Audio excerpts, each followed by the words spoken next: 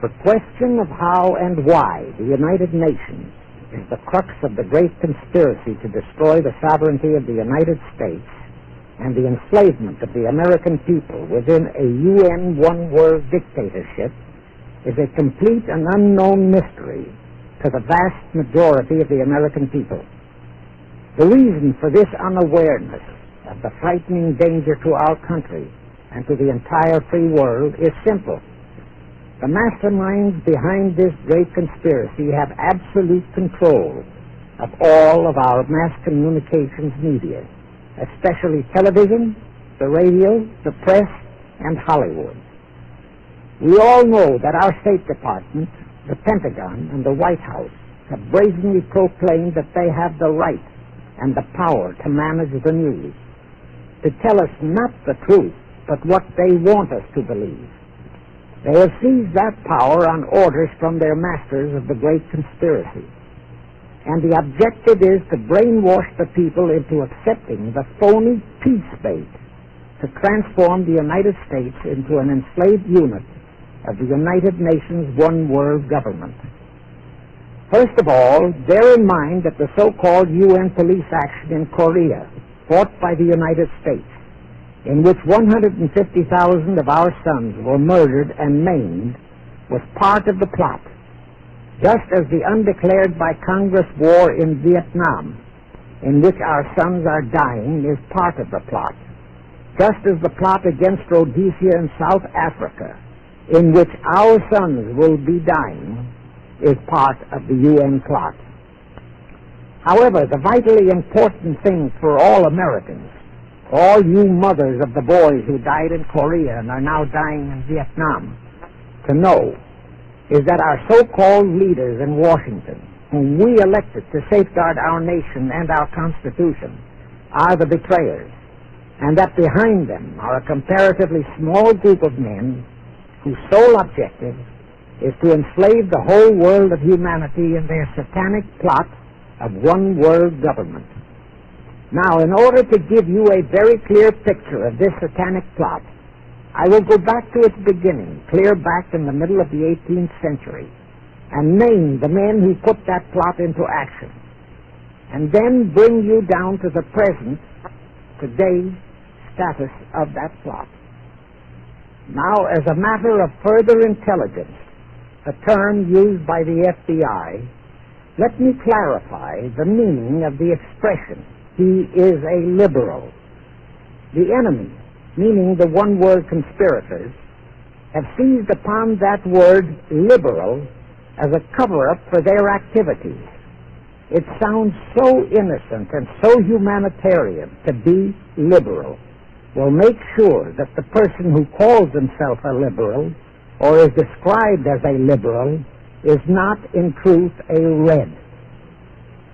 Now then, this satanic plot was launched back in the 1760s when it first came into existence under the name of the Illuminati.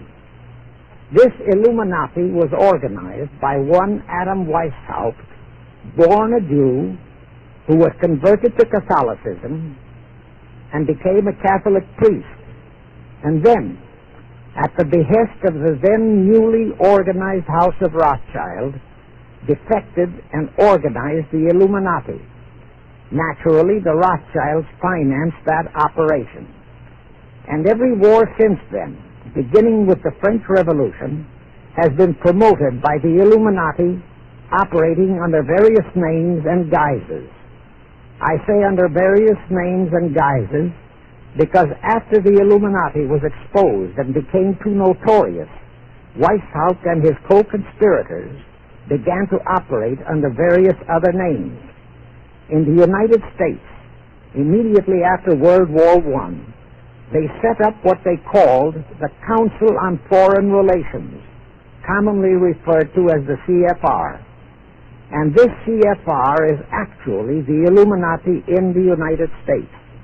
And its hierarchy, the masterminds in control of the CFR, to a very great extent, are the descendants of the original Illuminati conspirators.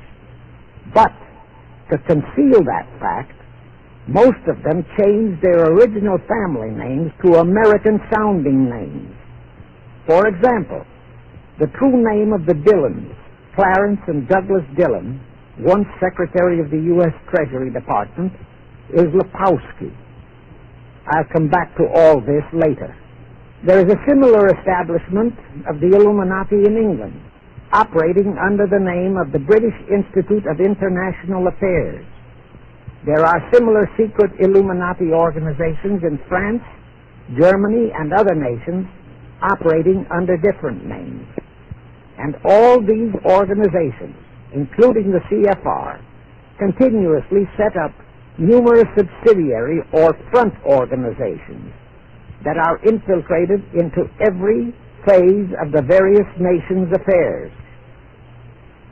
But at all times, the operations of these organizations were and are masterminded and controlled by the internationalist bankers, who in turn were and are controlled by the Rothschilds. The details of how they accomplished the setting up of the CFR in the United States, as also in the other nations, are far too voluminous to be described in this dissertation. But you can find it complete in News Bulletin number 122, entitled UN is Spawn of the Illuminati, and News Bulletin number 123, entitled CFR Completely Unmasked as Illuminati. Both are published by the Cinema Educational Guild, Post Office Box 46205, Hollywood, California. You can get them for 50 cents per copy by writing to that address. Those news bulletins reveal the names of the original founders of the Illuminati and the Americanized names of their descendants in the present CFR. Now I'll go back to the activities of the original Illuminati conspirators.